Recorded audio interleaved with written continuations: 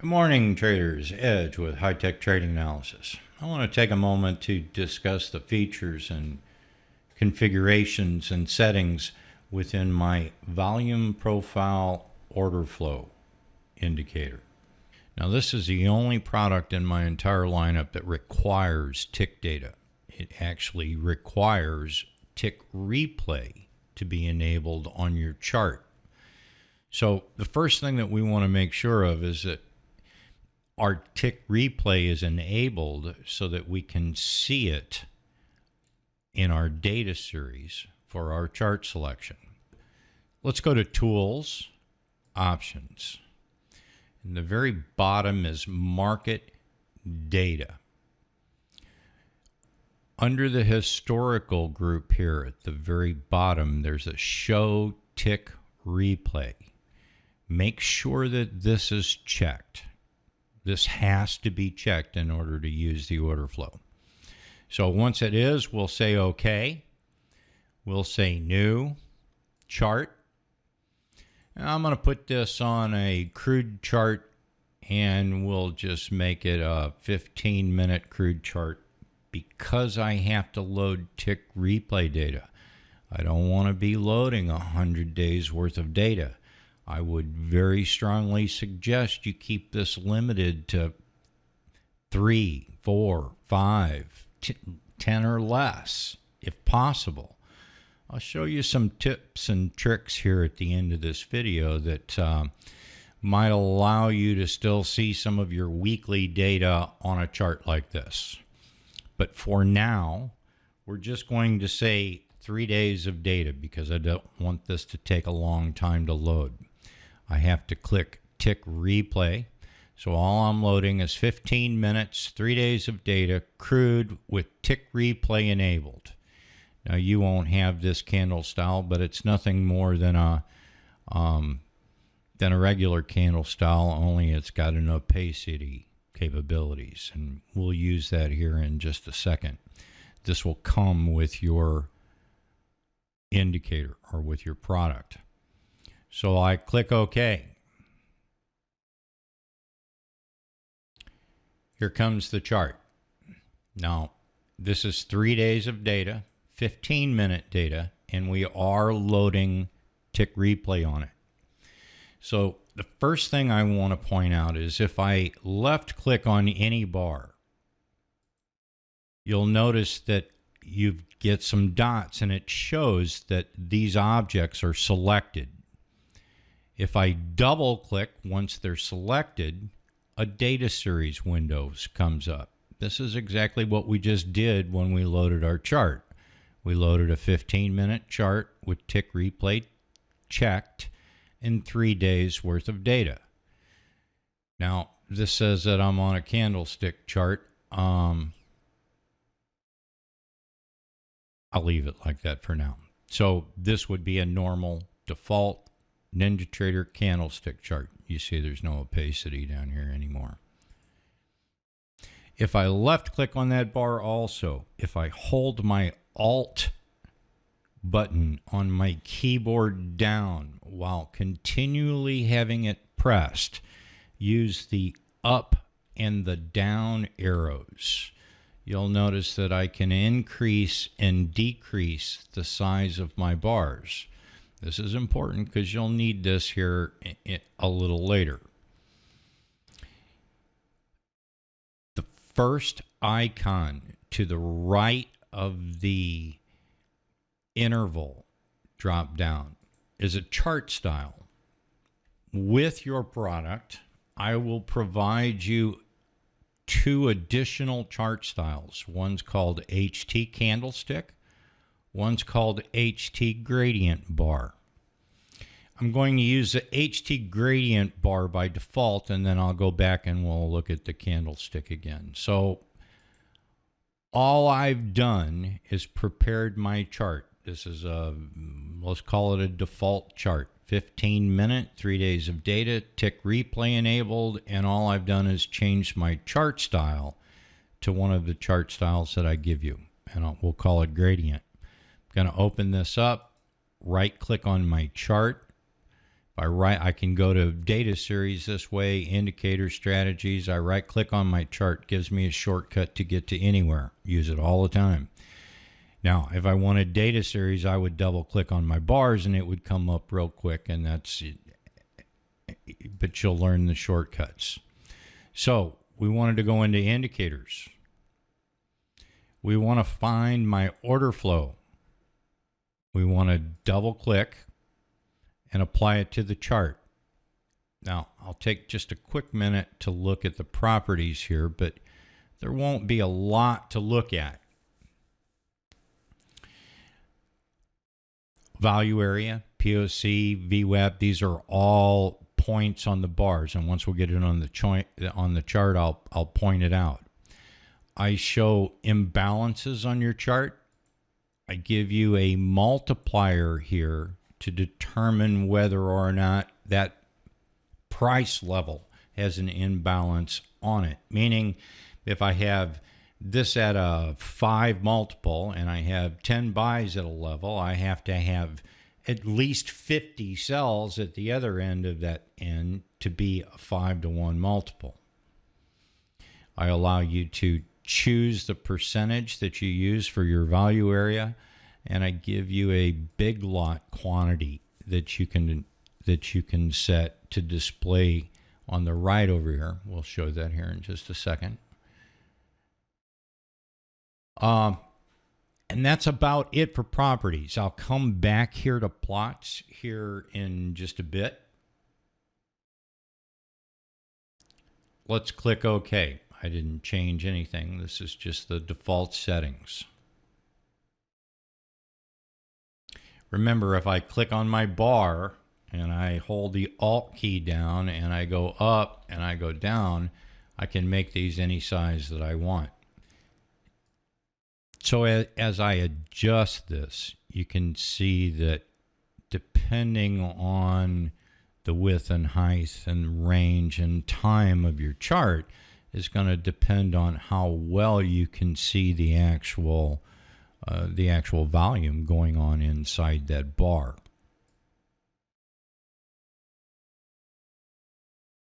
I'm going to change the chart styles real quick to the default chart style of hollowed candlestick, just so that we can see things and the bars themselves aren't disrupting anything.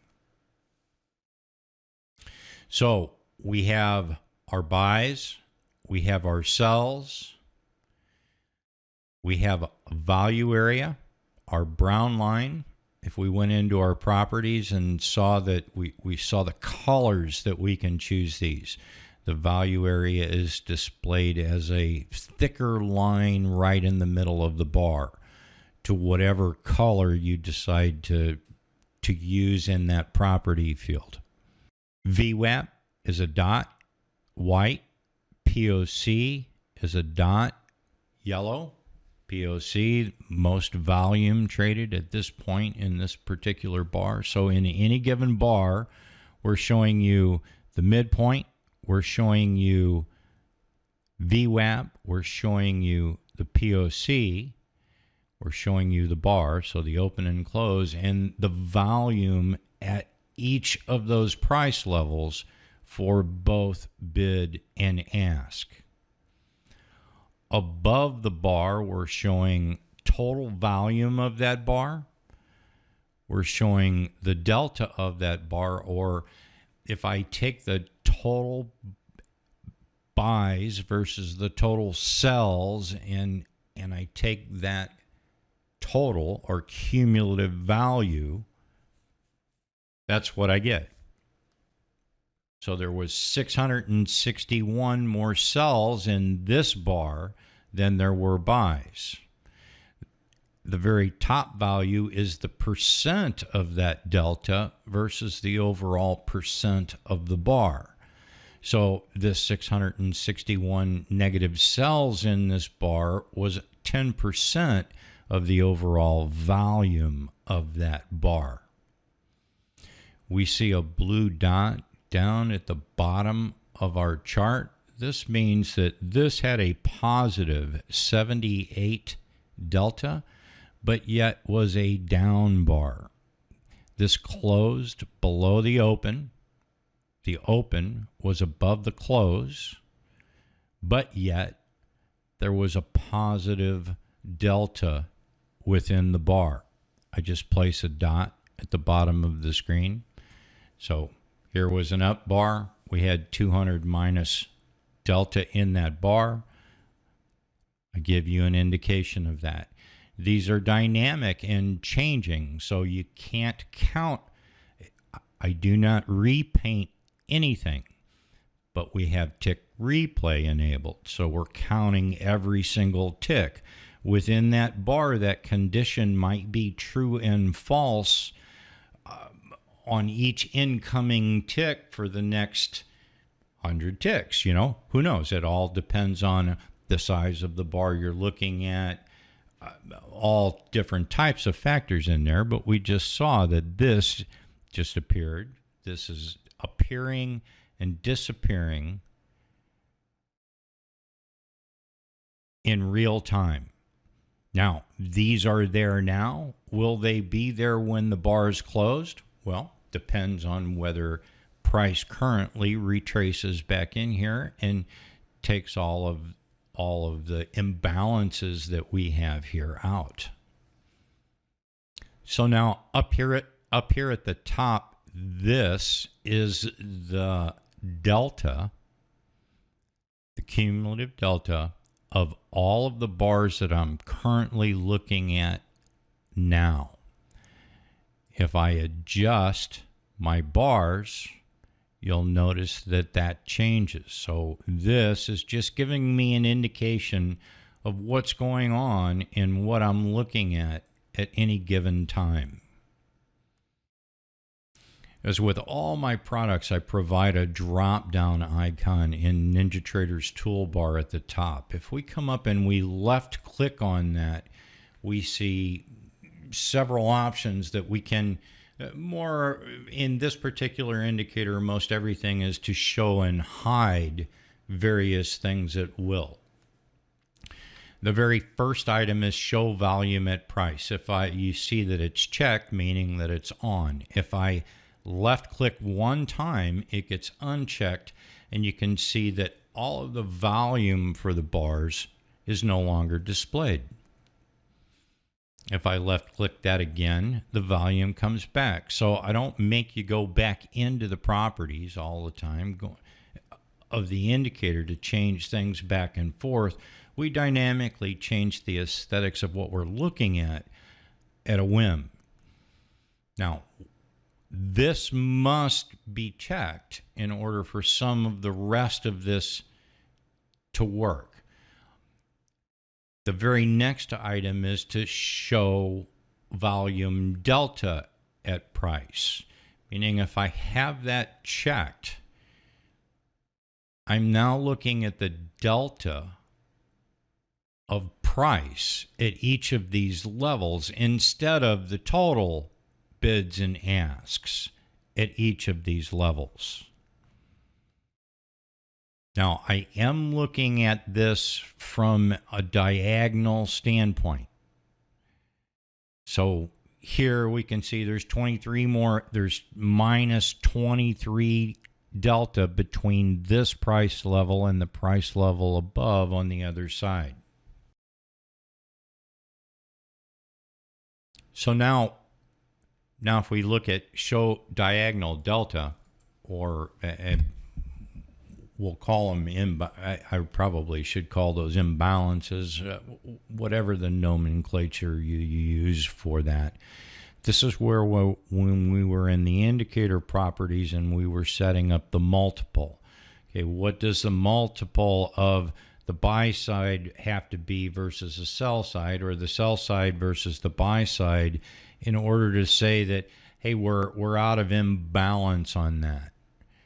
Now, I need to change this word right here per se, as it's more of the imbalance between the multiple that you've set up on each side. I hope that makes sense. So when I have this on, this is showing my imbalances diagonally.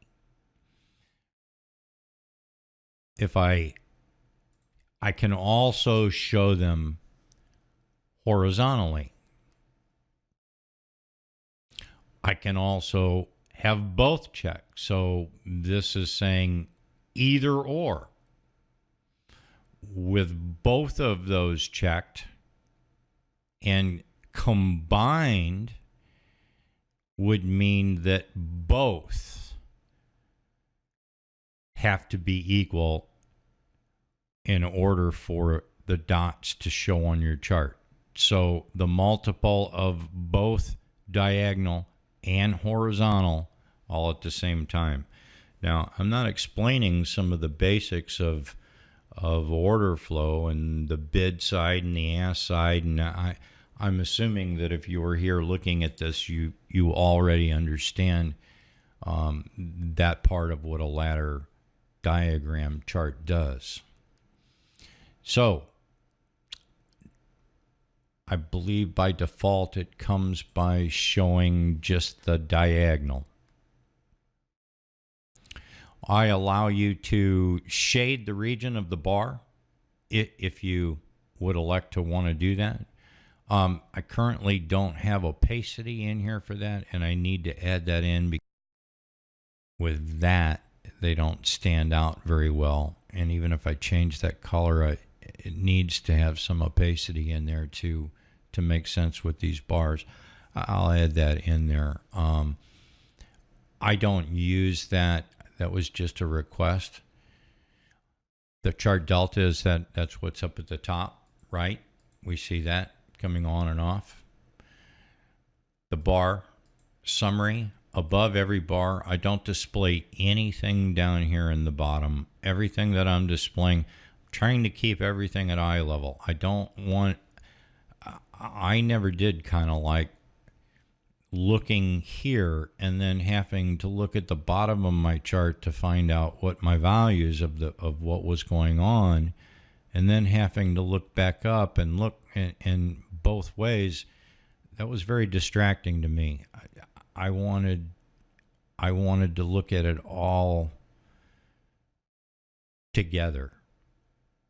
So that's kind of the way that was set up. Now, currently, if we uncheck that, it all goes away, and if we check that again, it all comes back. So right now it's an all or none, but I really do want to add the ability to pick and choose which one of those lines individually you want to display, because I actually want to see, I don't want to see this line here. I kind of want to see this together, and I'm thinking maybe I want to see just delta on there and maybe not even. I don't know, but I want to be able to pick and choose, because sometimes this is just too much information for me, and it gets a little cluttered, but it is what it is right now. And then big lots down here. You can see over here I'm placing, the big lots that we got, how many sells, how many buys were whatever we set in our properties, that or above. So we're saying that we've got, we're -1 in 10 lots at this level. And with that trade, there was 15. Now, there's -2 here in 61. I don't know how many came in with each of those lots. All I know is that's the total based on just those trades. So it looks like they're buying 10, selling 15. You got 1 - 10 at least, right? And 2 + 10 at least. But the total is only 8. So, the sellers are here. The buyers were trying to step in here. I have to throw a couple other indicators on here, but, that bar's not looking real good for the bulls.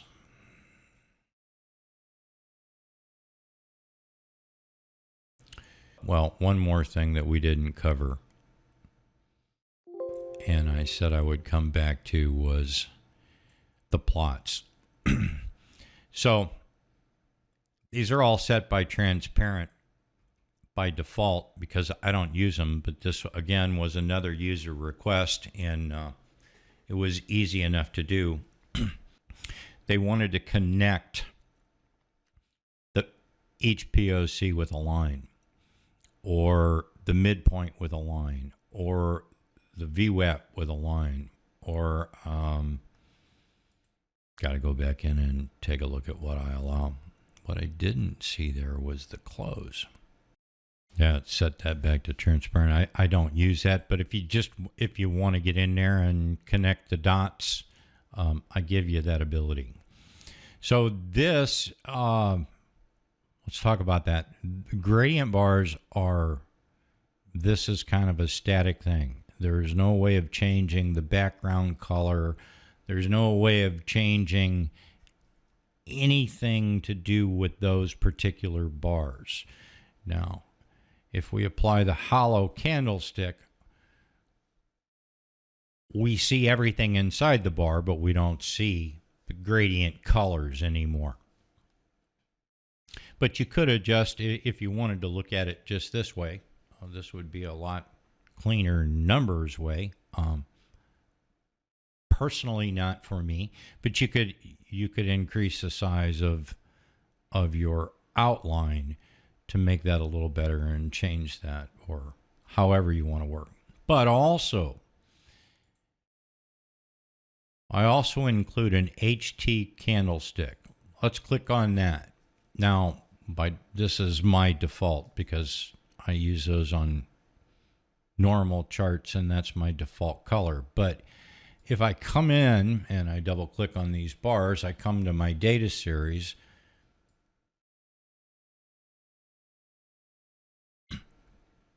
I now have the ability to set the transparency of my bars. So let's just say that I want to change this to dark red and this to dark green, and make those around 10 and that around 10, and I apply those. Now I actually have the dynamics to be able to put whatever color I want behind your bar.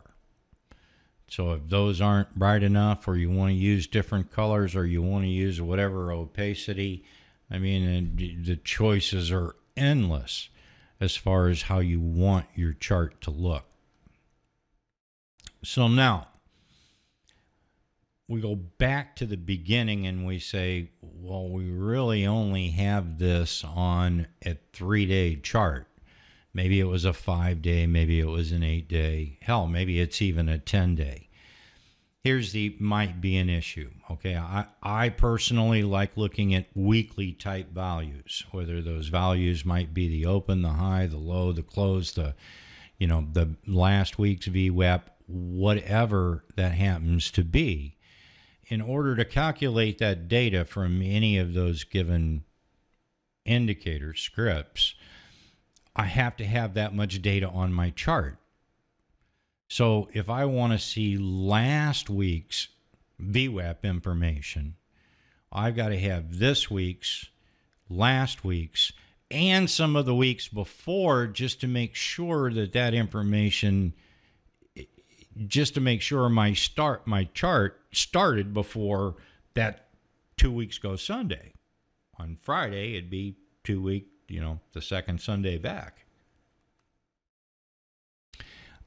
That's really kind of, I want to say that's not real feasible with tick replay. So a way that you might find around this, let's just delete that altogether. Let's open up another chart. This is my default chart. I use a 15-minute chart and load 100 days of data. That's just my automatic chart that starts up whatever instrument that I'm looking at. Okay, so I would go about putting whatever indicators I normally wanted to see on this particular chart.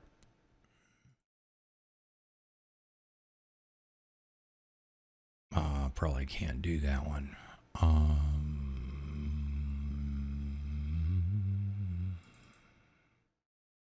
Let's just put a couple on there.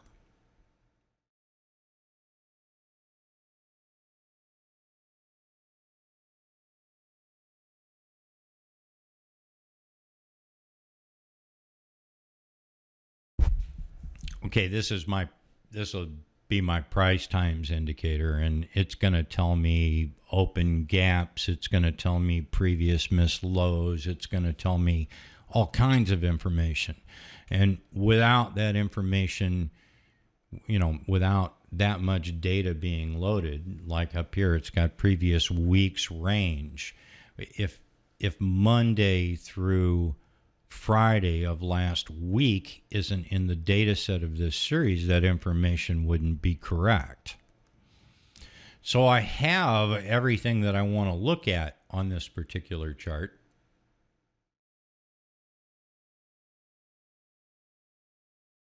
Just going to make this a 5-minute chart instead. Okay, we've got 100 days of data on here still.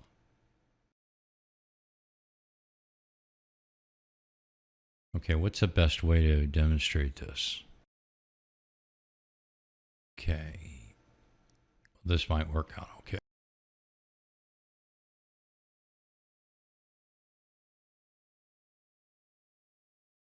Okay, so all I've really done is I've gone in and I've just created a 100-day chart with the data that I'm looking for.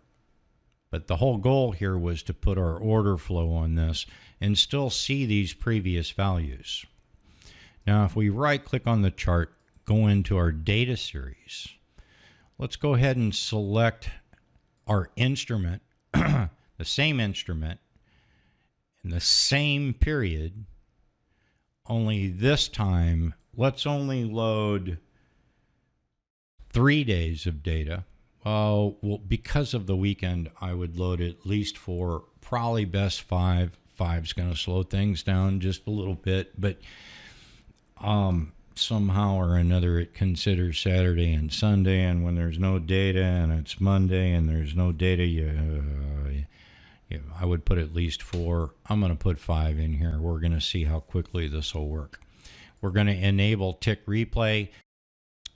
For now, I'm going to make this a line on close chart, and I'm going to go ahead and leave it in a different panel.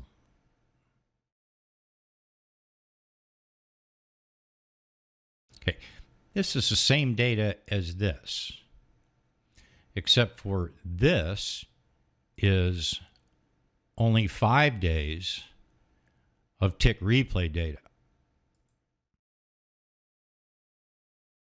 Now, if I drag this and put it up here, I've got the same data.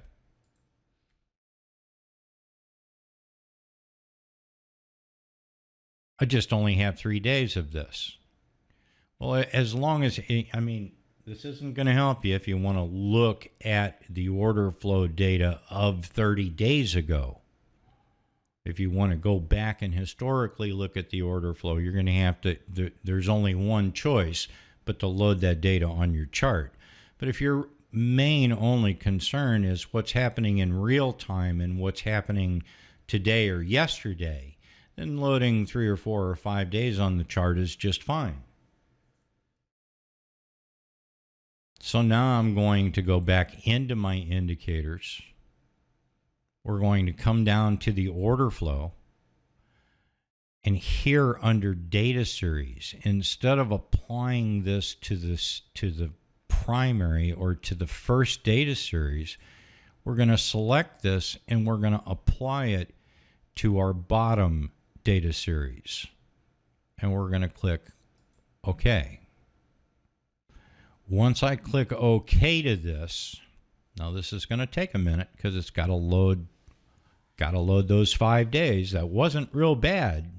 I've got 100 days worth of data on this chart, only 5 days of order flow, and my order flow came up pretty quick. It also doesn't look any different than it did when I only loaded it on its own chart with 5 days of data. Now, if I come back into my data series itself, and on this bottom chart, we go ahead and make this transparent instead of a line on close, and it doesn't even have to be a line on close. It could be whatever you want. This is just the simplest. I don't even see the secondary data series that I'm actually using to display the order flow.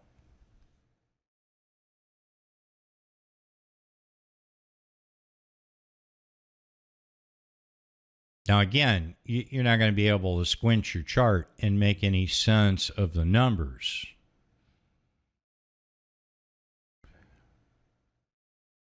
But it's all there. And now if I come in and I look at reloading my Ninja script, there's my full and there's my order flow, and that's exactly what I'm looking for, rather than have to wait 5 minutes for my chart to open.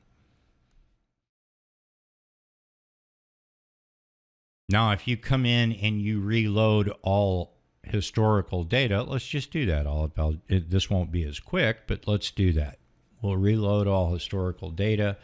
Up here at the top, we can see that we're loading tick replay. Now, it's loading tick replay. It's not calculating my indicator just yet. So it will take some time to go back. The first time that you open up a chart with tick replay on it, or any time you go back and reload all that data, it is going to take it's going to take an extra minute or so, depending, maybe, or more, depending on how many days back you have loaded. I thought I'd mention that as a nice tip. I see a lot of people complaining about charts taking so long to load, and it's not that they load fast for me. I'm just not seeing the same issues that others are pointing out. Okay, I hope that explains everything well enough. If you have any questions, just reach out anytime. Everybody have a great day. Thanks for your time.